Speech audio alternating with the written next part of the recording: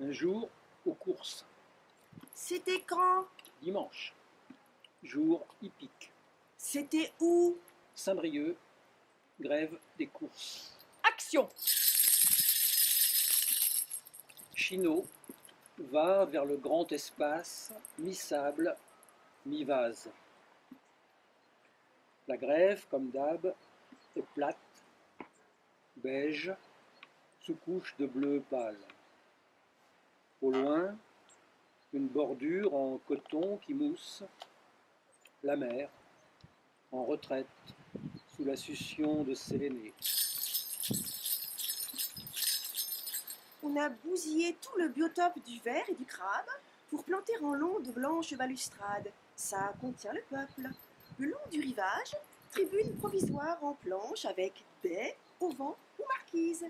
Verticalement, oriflammes et pavillons dans le sens du vent, ça flatte l'esthétique. Plein de messieurs dames et de canassons, tous les pieds dans l'eau. Le bourrin ici est fils de Neptune. Même si ça l'écœure, il goûte de l'ail. Ne meurs, cheval, herbe te viendra. Pas qu'ici le pré soit salé et tout pelé. Ce fut un dimanche matin qu'il fit beau. C'était un dimanche après-midi qui n'était pas pourri. Nous allîmes aux courses avec la monnaie pour galettes saucisses et kawa, la vasse ou la Polizzi. Ce fut bon quand même, à cause de l'ambiance joviale, à viva, parmi les sérieux avec le crayon fiché sur sa feuille et le ticket de Paris Mutuel coincé au ruban du chapeau. On fut au paddock voir écumer des dents. On nota l'effet d'agacement astringent du mort. On fit commentaire sur taille de croupière coriace. Madame de Faïs du Vautrin flatta des fesses bestiales en mitaine de dentelle et grand galurin. Anne de Couette-Parquet accorda une bise à un asticot en costume rayé sous casquette en bombe. Quoiqu'en costume tailleur démocratisé sous simple bibi, Marie-Célestine de la Maison-Bran rivalisa pour la presse de chic. On approuva pour une fois l'aristocratie. Monsieur II, un nom d'obro qu'on a oublié, en tweed et velours compensé, jaugea des boulets avec l'air d'un qui s'y connaît. Ça fit impression sur qui en sait moins, question écurie, tradition équine, roncin, palefroid et hippologie. Pendant ce temps-là, Nymphe de la mêlée régla d'une crinière de tête sur le fil Paléo du fruitier et, à la bourrique, perdit sa mise. Gazule de haute motte foutit par terre son cavalier. De même petit schtroumpf quant à son jockey.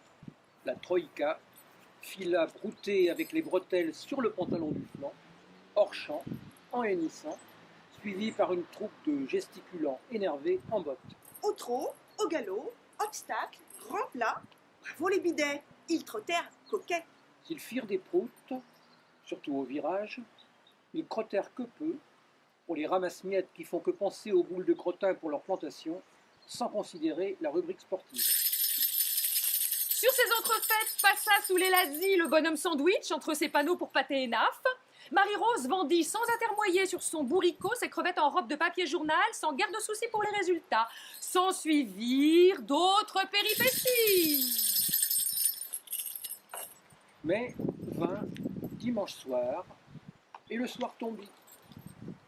Tombèrent chiens et loups, et bientôt lundi. Et voilà la cloche qui sonne son tocsin de fin. Foule s'écoula, et le rue coulait, quand nous le longeâmes pour rapatrier, avec des trucs à raconter, et voir si Pépé s'était suffisamment secoué pour se continuer jusqu'à la fumée de la soupe au pain derrière laquelle grand-mère attendait, aimante et patiente, que les galopins rappliquent à la croûte.